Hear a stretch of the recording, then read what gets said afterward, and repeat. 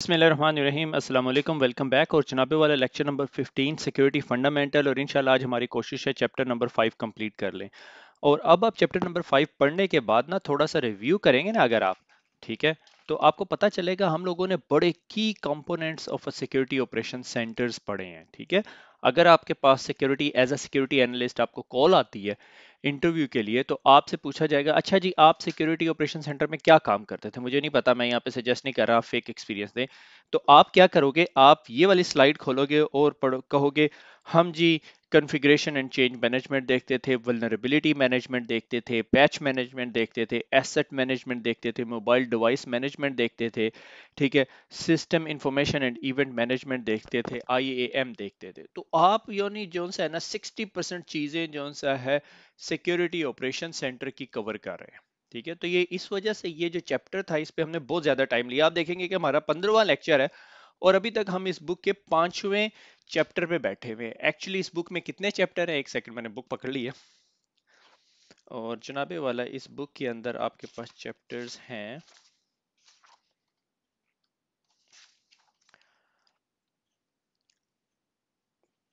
15 chapters हैं और हमारा जो सेक्शन नंबर 2 जो सिक्योरिटी कॉन्सेप्ट्स हैं वो कंप्लीट हो गया, ठीक है। Introduction to security operation centre जो इस चैप्टर का नाम था वो खत्म हो जाएगा। उसके बाद हमारे दो चैप्टर्स हैं क्रिप्टोग्राफी के, फिर होस्ट बेस्ड एनालिसिस के, फिर security monitoring and attack method के और फिर फाइनल प्रिपरेशन के, ठीक हो गया।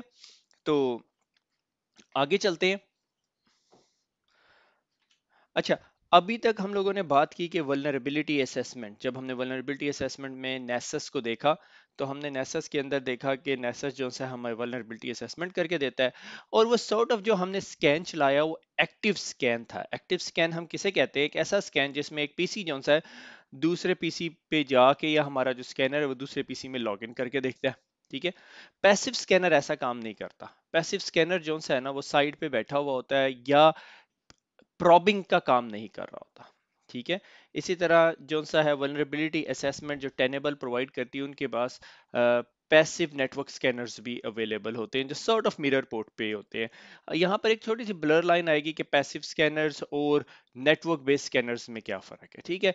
तो डिपेंड अपॉन आपको फर्दर डिटेल्स में ड्रिल डाउन करना पड़ेगा नेटवर्क बेस्ड स्कैनर कर क्या रहे हैं, ठीक है। Mostly network based scanners classified as a passive scanner क्योंकि वो नेटवर्क के अंदर फिडल नहीं कर रहे होते, ठीक है।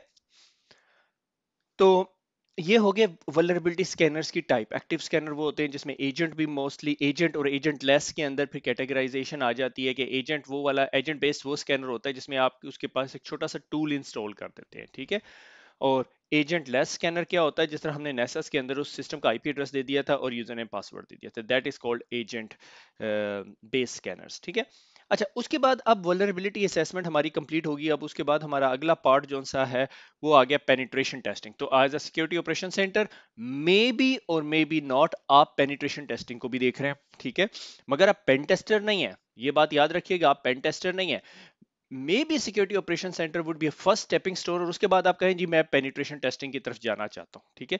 इसीलिए आप देखेंगे कि सिक्योरिटी ऑपरेशन सेंटर आपको पेनिट्रेशन टेस्टिंग की बात नहीं पढ़ाएगा मगर इंसिडेंट रिस्पॉन्स जरूर पढ़ा रहा होगा, ठीक है, जिसमें a little bit of forensics भी होगी, ठीक है। फर्स्ट लाइन फोरेंसिक्स की मैं बात कर रहा हूं, ठीक है। मगर मे बी आपकी कंपनी के अंदर कोई ऐसा प्रोसेस लिखा हुआ हो जिसे हम प्ले बुक कहते हैं कि अगर आपसे पेन टेस्टिंग की रिक्वेस्ट आई हुई है कि Urdu I T academy dot com को पेन टेस्ट करना है और आपकी इवनिंग शिफ्ट है, तो आपकी जिम्मेदारी है कि आप चेक लिस्ट कंप्लीट करें। क्या Urdu I T academy cloud पे होस्टेड है, क्या क्लाउड होस्टिंग सर्विस प्रोवाइडर ने आपको परमिशन दी हुई है और क्या आपने ये तमाम आईपी एड्रेसेस वाइट लिस्ट करवा लिए हैं, ठीक है। अगर करवा लिए तो बहुत अच्छा, अगर नहीं करवाए तो can you kindly please please get this thing white listed. क्या आपके पास ये पेपर बुक कंप्लीट है। मे बी लेवल 1.5 या लेवल 2 पे आपको कहें जी एक्यूनेटिक स्कैनर या कोई और जो वल्नरेबिलिटी स्कैनर नेसेस कर देता है आपको वेब एप्लीकेशन स्कैनिंग, ठीक है। आपको कहा जाए कि ये इसकी तरफ पॉइंट करके चला दे, ठीक है। और जब आप चला दें तो आपके पास जो रिजल्ट आए वो आप लेवल 2 टीम को दे दें। बहुत सारे सिक्योरिटी ऑपरेशन सेंटर्स में ये काम होता है। हम लोग अपने सिक्योरिटी सेंटर में ऐसा काम करते हैं कि हम लेवल 1 एनालिस्ट को दे देते हैं। We believe in training our team, ठीक है। तो हम अपनी कंपनी में अपने जो से हैं सिक्योरिटी एनालिस्ट जो टीयर 1 पे बैठा हुआ उसको दे देते हैं। उसके पास यूआरएल होता है, उसके पास 2-3 ऑटोमेटेड टूल है, ऑटोमेटेड पेनिट्रेशन टेस्ट करके रिजल्ट दे देता है। जब pen tester main pen tester सुबह काम पे आता है तो उसको वक्त जाया नहीं करना पड़ता, उसके पास रिजल्ट आ जाते हैं। ठीक है, कभी कभी ऑटोमेटेड पेन टेस्ट जो है घंटा लेता है, 2 घंटा लेता है, अक्सर मैंने देखे 2-2 दिन भी ले जाते हैं। ठीक है। अच्छा, अब पेनिट्रेशन टेस्टिंग के 3 किस्म के टाइप्स हैं। ठीक है, एक है white box box pen testing, जिसमें आप उसे कहते हो यार ये उर्दू आईटी अकेडमी की वेबसाइट है, ये हमारी वेबसाइट का पब्लिक आईपी एड्रेस है। ठीक है, ये इसके ईमेल एड्रेसेस हैं, ये इसकी यूआरएल्स हैं, ये इसके आईपी एड्रेसेस है, आपने स्कैन करना है। ग्रे बॉक्स में आप थोड़ी सी इंफॉर्मेशन देते हैं, और ब्लैक बॉक्स में आप कोई इंफॉर्मेशन नहीं देते, आप कहते हैं सर हमारी जो कंपनी है उसको स्कैन करो, पेन टेस्ट करो। ठीक है। तो मेरे नजदीक मैं जाती तौर पे जो सा व्हाइट बॉक्स टेस्टिंग के हक में हूँ। उसकी वजह यह है कि मैं कहता हूँ जो बंदा आपको हैक करने आया ना, वो 1 महीना 2 महीने 3 महीने लगा के आपकी ये सारी डिटेल निकाल लेगा। इसलिए ये पैसे देके ये डिटेल फाइंड आउट करने के लिए किसी को देने की जरूरत नहीं है। तो इससे आपको बेंचमार्किंग नहीं मिलेगी, क्या पता उसने ना ढूंढ सके वो चीजें। ठीक है, और क्या पता कुछ लोग ढूंढ सके, और जब वो ढूंढ सके तो आपको असल पता चले कि जी आपको तो एसएसएल की basic vulnerability, shell shock vulnerable थे आप लोग। ठीक है ना। तो लिहाजा मैं चाहता हूँ कि as much information pen testing team को दी जाए ताकि वो डिटेल्ड पेन टेस्ट कर सके। ठीक है। ब्लैक बॉक्स पेन टेस्टिंग कुछ सिचुएशंस में फिजिबल है कि अगर आपने व्हाइट बॉक्स पेन टेस्ट किया हो अपने तमाम इंफ्रास्ट्रक्चर का, अब आप उन्हें कहते हो ठीक है हम तुम्हें कोई इन्फॉर्मेशन देते, जाओ जाके ढूंढ के लेकर आओ, मगर ये बहुत बहुत महंगा पड़ता है।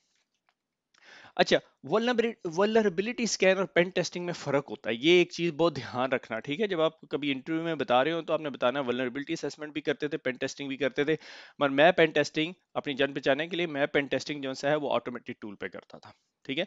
वल्नरेबिलिटी स्कैन क्या होता है? वर्क बाय असेसिंग नॉन, कि उसके पास एक वल्नरेबल डेटाबेस है, सीवी टाइप डेटाबेस है, ओवल भी चल रहा है, वो सारी जो लैंग्वेजेस हमने पढ़ी, हल्का सा फ्रेमवर्क को आज दोबारा टच करेंगे। ठीक है। और पेनिट्रेशन टेस्ट में जीरो डे भी फाइंड आउट कर सकता है। ठीक है, उसने तमाम जो पेन टेस्टिंग फ्रेमवर्क जो भी वो फॉलो करता है उस हिसाब से, या जो भी आप फॉलो करवाना चाहते हैं उस हिसाब से उसने तमाम टेस्ट करने हैं कि बफर ओवरफ्लो अटैक तो नहीं हो सकता, सेशन हाईजैकिंग तो नहीं हो सकती, एसक्यूएल इंजेक्शन तो नहीं हो सकता। एसक्यूएल इंजेक्शन इज नॉट,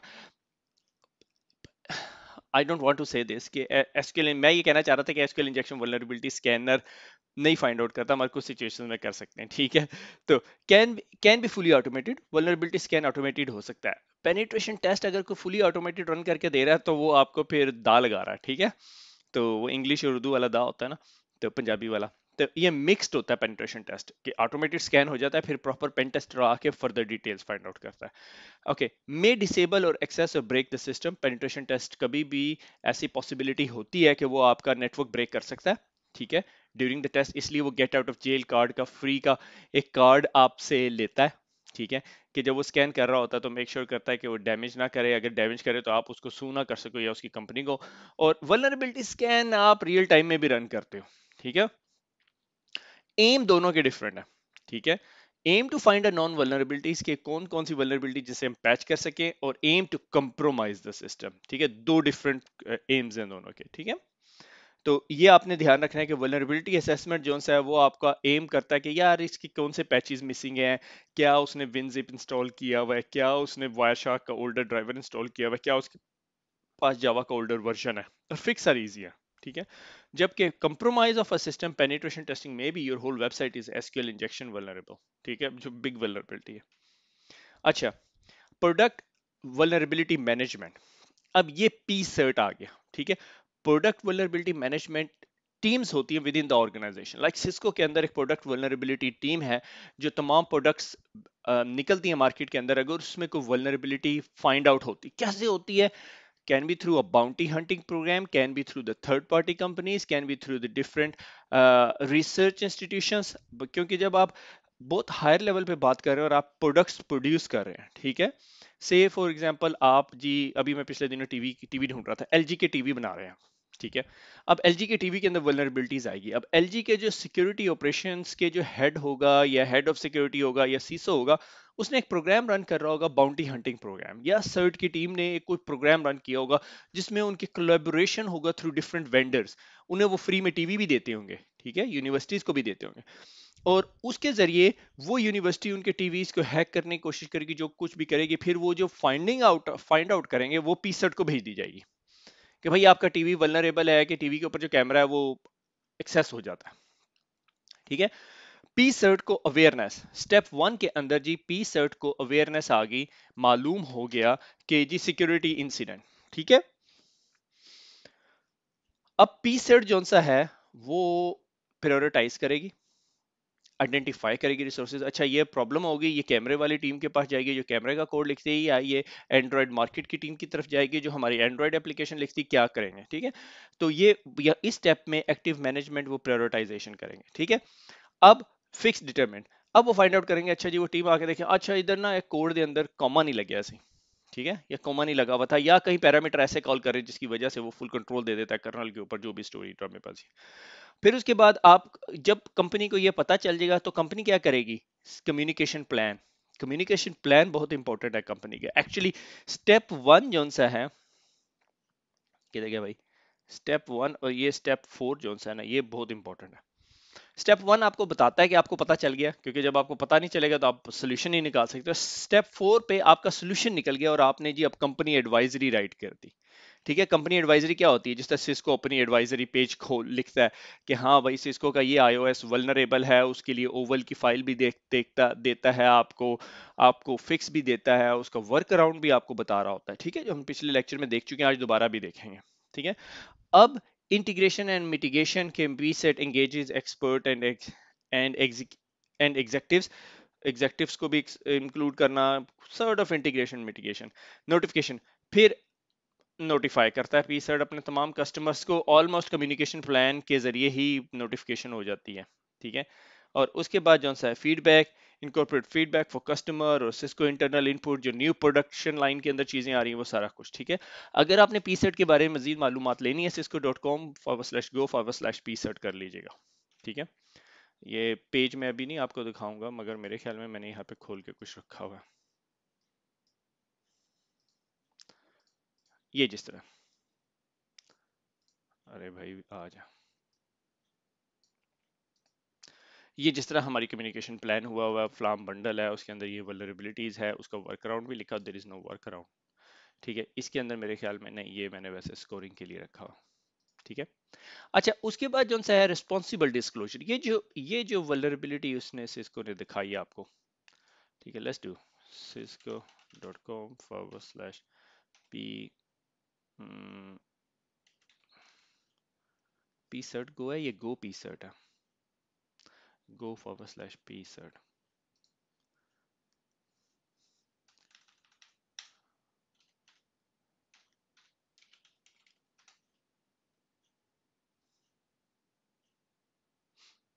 ये जो सिक्योरिटी एडवाइजरीज है, लाइक सिस्को के अंदर एक क्रिटिकल वल्नरेबिलिटी है, उसका सीवी कोड है, अब कोड का आपको पता चल गया, सीवी कोड क्या करता है, न्यूमरेशन के लिए ताकि कल को फ्यूचर में वो रेफरेंस हो सके, ठीक है। और ये आप उसकी पीडीएफ भी निकाल सकते हैं, बग आईडी भी निकालते हैं, सीवीआरएफ जो वो last time Oval file format देख रहे थे ना हम लोग, वो उस तरह के काम, ठीक है।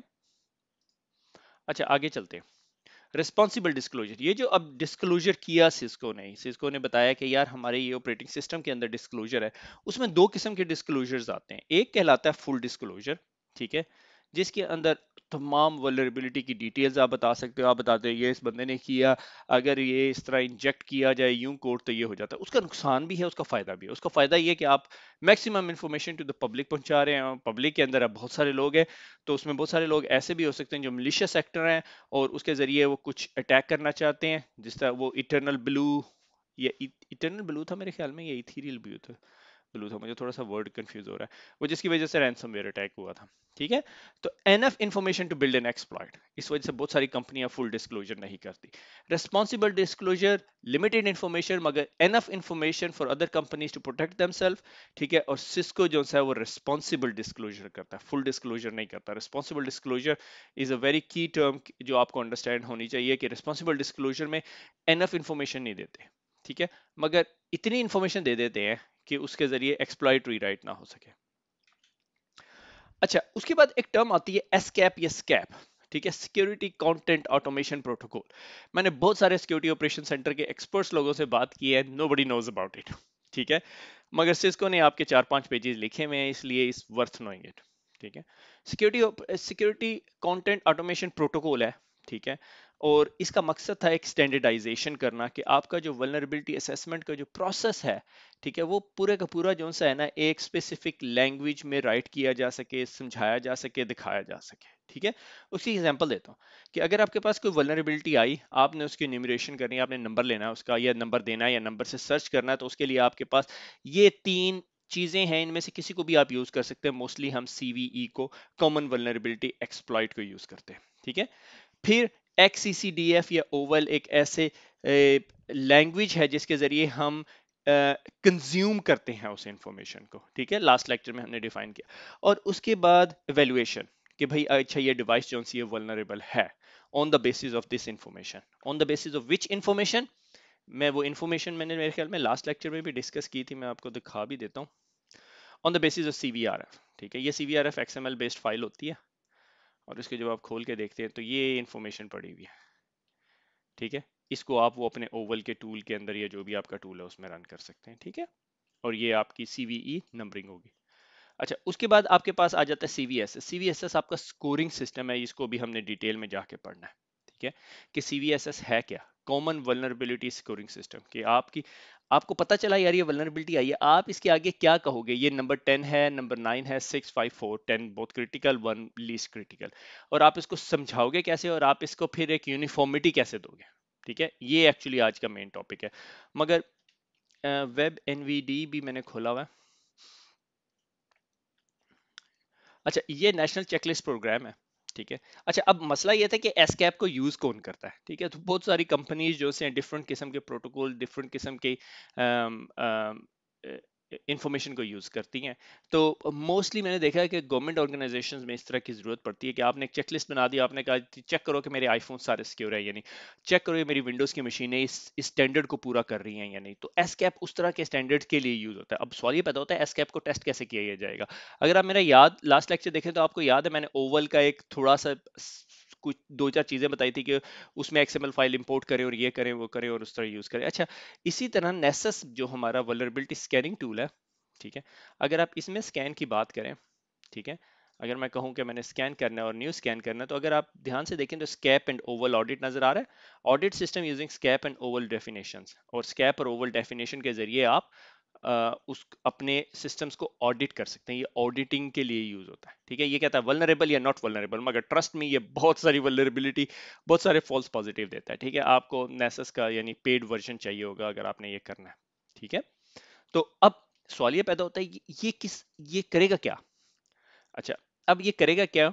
चेकलिस्ट टाइप मैंने कहा एनी कर रहा हूँ, और अथॉरिटी जो सा है मैं टारगेट करता हूँ, क्या करें, आईफोन करते हैं, आईफोन करते हैं, आईफोन 6। ठीक है, सर्च, और ये 508 के करीब उसने आपको मैचेस ला के दे दिए।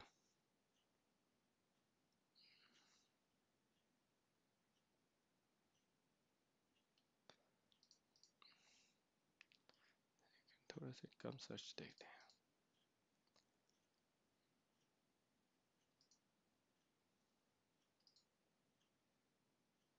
स्कैप 1.3, ये स्कैप के वर्जन है मेरे ख्याल में। लो जी, नहीं करते भाई तू।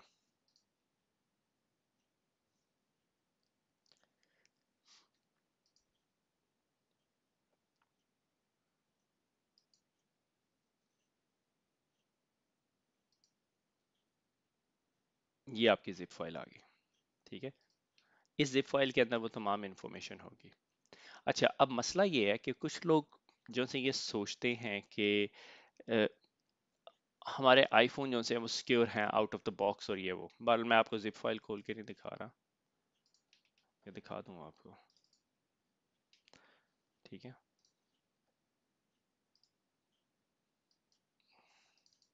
इसके अंदर कॉन्फ़िगरेशन टेबल है, इंफॉर्मेशन सिक्योरिटी क्या क्या कुछ करना है पर। ठीक है सर, तमाम सरकारी डिपार्टमेंट्स मोस्टली यूज कर रहे होते हैं depending upon the situation. Read भी है। ठीक है, मगर जिस तरह मैंने आप लोगों को पहले बताया, इसकी मोस्ट लाइकली आपको जरूरत नहीं पड़ेगी। ठीक है, तो अच्छा, इसमें से बहुत सारे लिंक्स जो से है ना माइट लीड टू, लाइक अगर मैं आपको सिस्को पिक्सी एसेज में ले जाऊं, तो they would lead you to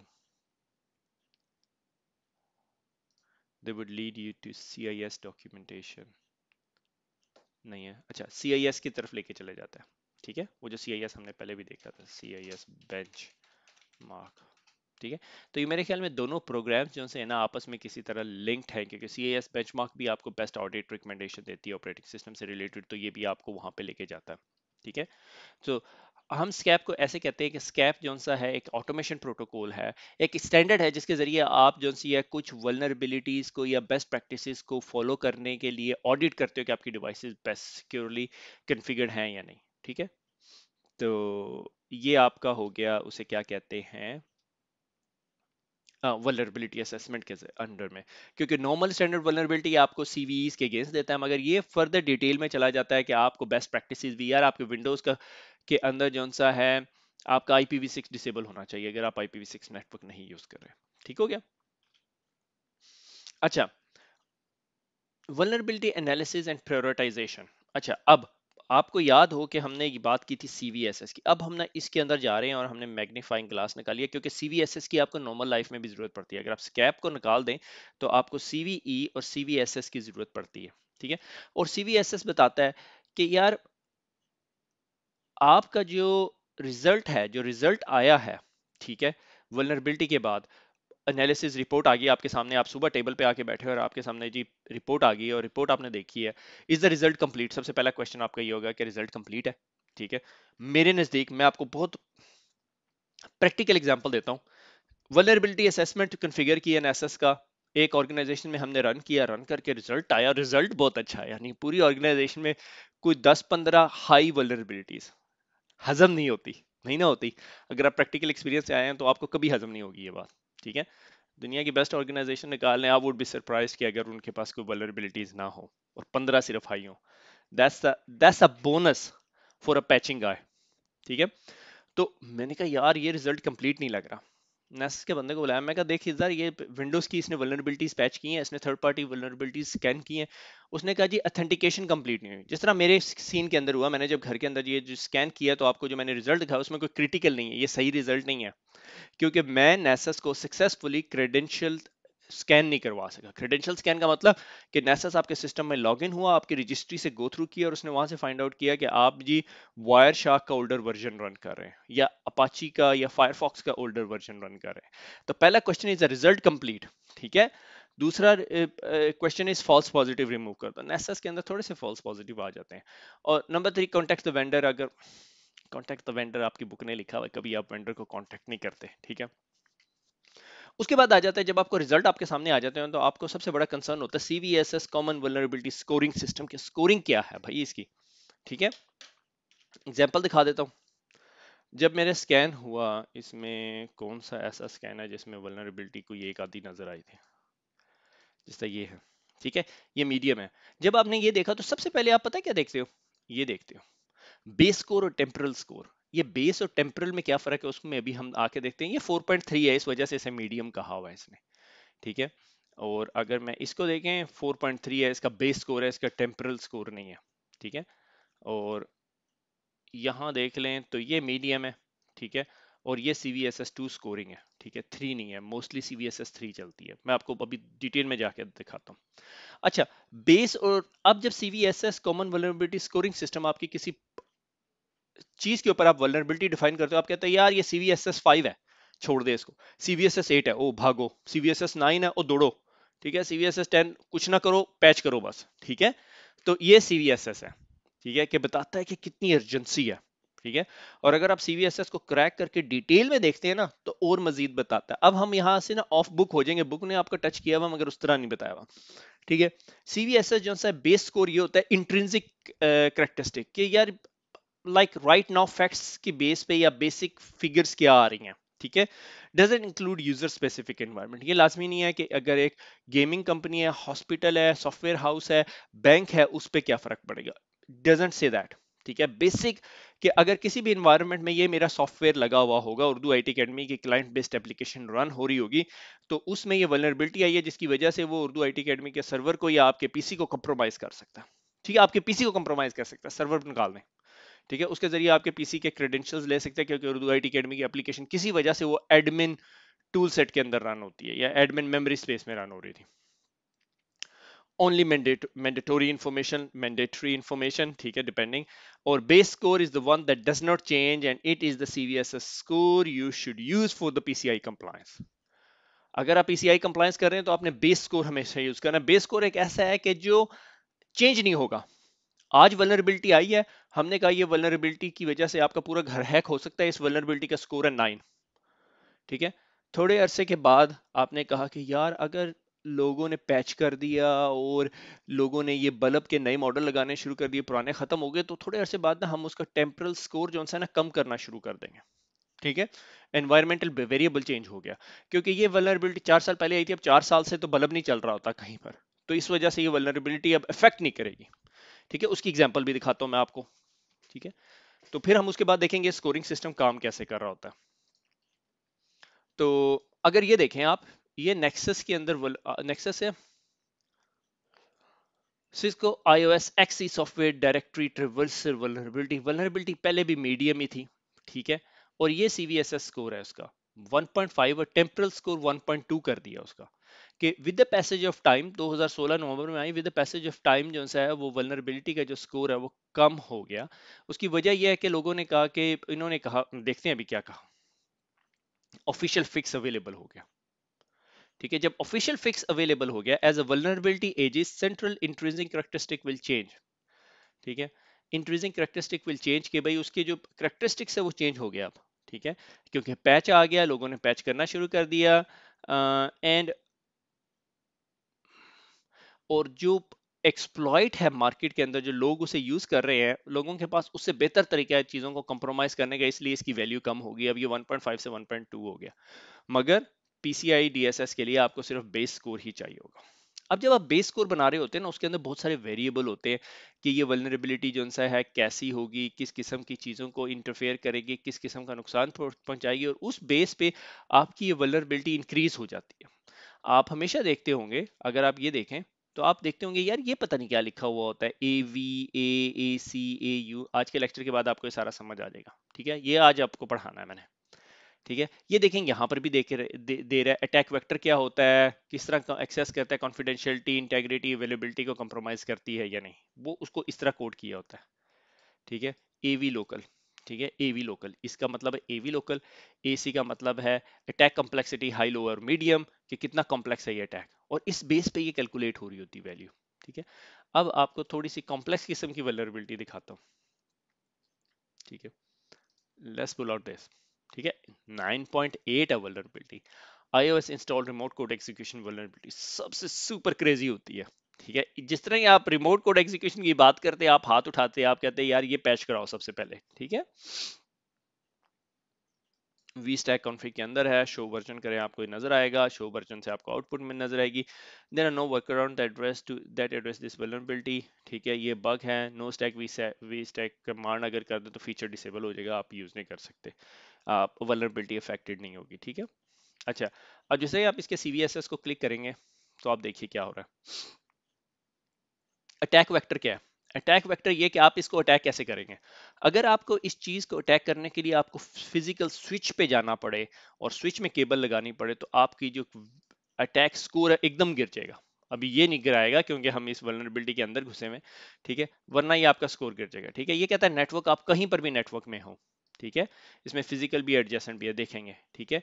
PR privilege required, क्या आपको यूजर नेम पासवर्ड चाहिए? नहीं चाहिए, एकदम स्कोर ऊपर चला जाएगा, ठीक है। एस क्या है? स्कोप, चेंज डन चेंज, इसको छोड़ दें अभी वक्ती तौर पे, ये वो वाला काम है जो मैं हेट करता हूँ।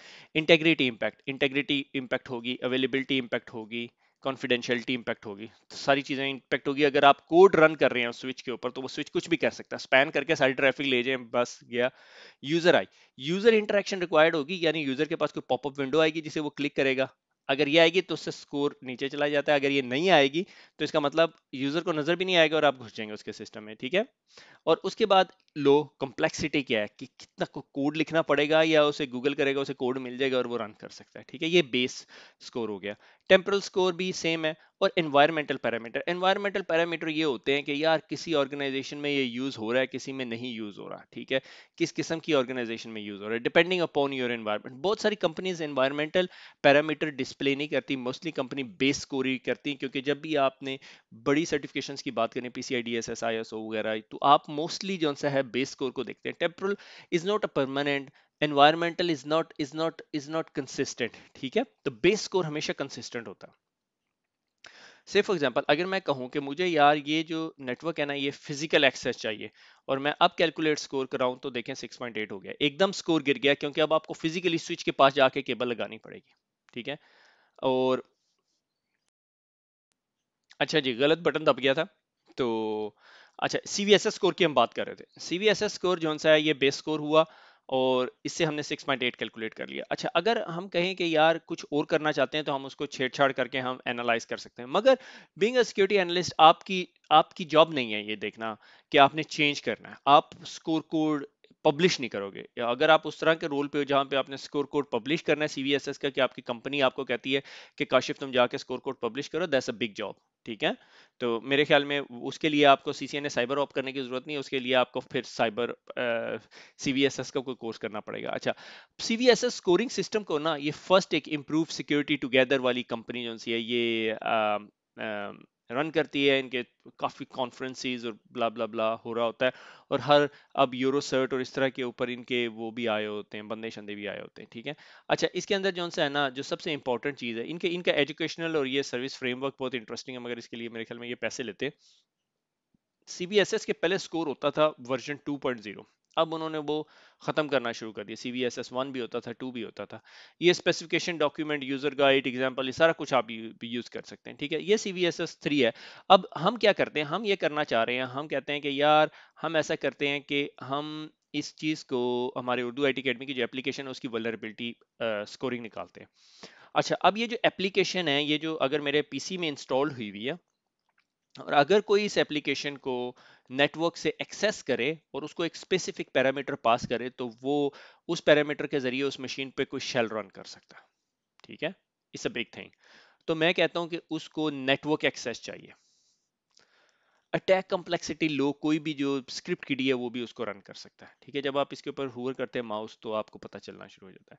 प्रिविलेज रिक्वायर्ड, अब मसला ये है, उसको प्रिविलेज चाहिए, उसको प्रिविलेज नहीं चाहिए, क्योंकि उर्दू आईटी एकेडमी की एप्लीकेशन जो सी है वो एडमिन प्रिविलेज में रन हो रही होती है। No privilege required. क्या यूजर के पास कोई पॉपअप विंडो आएगा, क्या मुझे यूजर को फिशिंग अटैक करना पड़ेगा? नहीं जी, ठीक है। अब ये जो चार पैरामीटर्स है ना, इससे आपको पूरे स्कोप का पता चल गया, ठीक है। कॉन्फिडेंशियलिटी, इंटेग्रिटी और अवेलेबिलिटी भी होगी। और अब ये आ गया स्कोप की स्टोरी। अच्छा, स्कोप क्या होता है?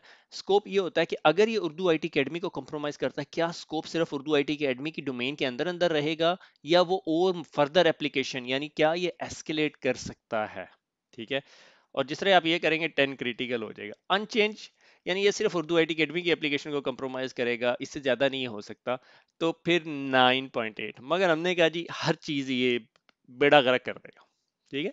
अब आप इसको मजीद देख सकते हैं। अगर हम कहें कि यार ये जब तक यूजर किसी पॉपअप विंडो को क्लिक नहीं करेगा ये नुकसान नहीं पहुंचाएगा, तो 9.6 हो गया।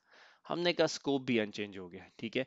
प्रिविलेज भी उसे शायद रिक्वायर्ड है, एडमिन लेवल प्रिविलेज नहीं है, कॉम्प्लेक्सिटी भी हाई हो गई है, ठीक है। और मैंने कहा लोकल मशीन पे जाना, या फिजिकल एक्सेस चाहिए उसे मशीन पे, अब ज्यादा कम होगी ना, और ये आपका स्कोर आ गया, ठीक है।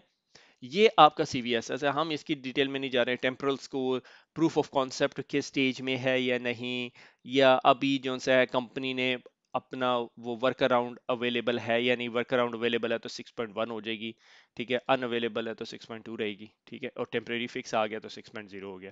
अब इसी तरह जो सा है कॉन्फिडेंशियलिटी रिक्वायरमेंट और इंटेग्रिटी रिक्वायरमेंट और अवेलेबिलिटी की आपकी रिक्वायरमेंट क्या है, ठीक है। लॉस ऑफ अवेलेबिलिटी पॉसिबल है या नहीं, ठीक है। कि आपने कोई और ऊपर ऑन द टॉप कोई चीज तो नहीं लगाई, ठीक है।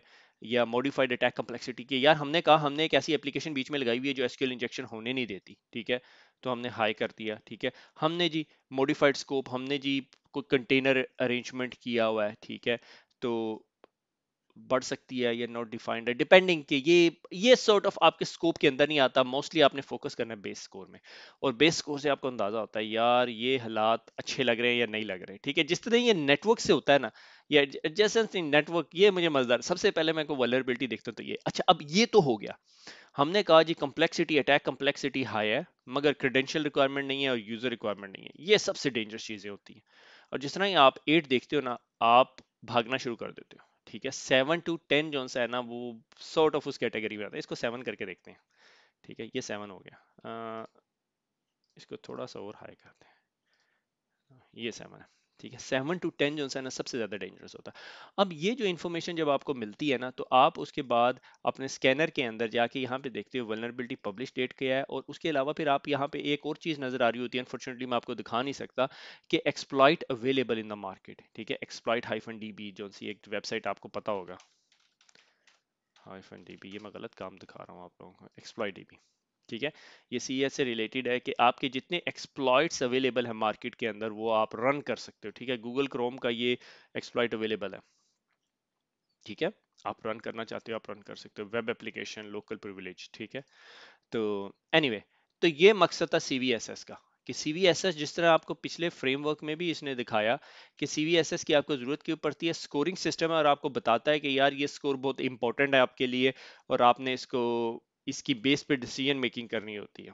ठीक है, तो वल्नरेबिलिटी रेमिडिएशन, वल्नरेबिलिटी की बहुत सारी रेमिडिएशन है। वल्नरेबिलिटी की अगर आप प्रोवाइडर की एडवाइजरी देखें तो उसमें वर्कअराउंड होता है, जिस तरह अभी हमने सिस्को की देखी, उसमें उसने स्टैक डिसेबल कर दिया, एसीएल लगा सकते हैं, पैच कर सकते हैं, डिसेबल द सर्विस जिस तरह हमने डिसेबल की, लेयर 2 सिक्योरिटी, आईपीएस सिग्नेचर, और बहुत सारी चीजें। ठीक है, ये तमाम चीजें आपकी वल्नरेबिलिटी को रेमिडिएट करती हैं। ये एक्चुअली की स्टेप है, मगर आपको पहले प्रायोरिटाइज करने के लिए आपको सीवीएसएस स्कोर बहुत लाजमी है। आप सीवीएसएस स्कोर के बगैर कुछ नहीं कर सकते। ठीक हो गया। पैच मैनेजमेंट, अब पैच मैनेजमेंट जो सा is not a big thing. ठीक है, सिस्को की तरफ से SCCM, सोलोविंड्स भी पैच मैनेजमेंट मार्केट में है, और बहुत सारी कंपनीज पैच मैनेजमेंट की मार्केट में है। उनका मकसद क्या है कि वीकली या मंथली पैच साइकिल होना चाहिए कंपनी के अंदर, identify the system, prioritise the system, evaluate the countermeasure, start the change process, update the configuration record, कि ये पैच होगी या नहीं हुई, जो भी सारा कुछ है, ये पैच मैनेजमेंट आपका प्रोसेस है। अच्छा, सिस्को की ये वेबसाइट से ही मैंने उठाया। ठीक है, सिक्योरिटी एडवाइजरी रिलीज हुई। ठीक है, और आप के लिए डिसीजन मेकिंग ये होगी कि क्या हमारे सिस्टम्स अफेक्टेड हैं। ठीक है, वल्नरेबिलिटी असेसमेंट से आपको पता चल सकता है। ठीक है, एसेट लिस्ट से पता चल सकता है, डिपेंडिंग कि आपकी एसेट लिस्ट मेंटेन है या नहीं। अगर आपको पता चले कोई रनिंग सिस्टम अफेक्टेड नहीं है, आप इसको ड्रॉप कर देते हैं। ठीक है, से फॉर एग्जांपल आपको ड्रूपल की वल्नरेबिलिटी आई, आप कहते हैं हम ड्रूपल यूज नहीं कर रहे, हम तो वर्डप्रेस यूज कर रहे हैं, गुड लक विद दैट।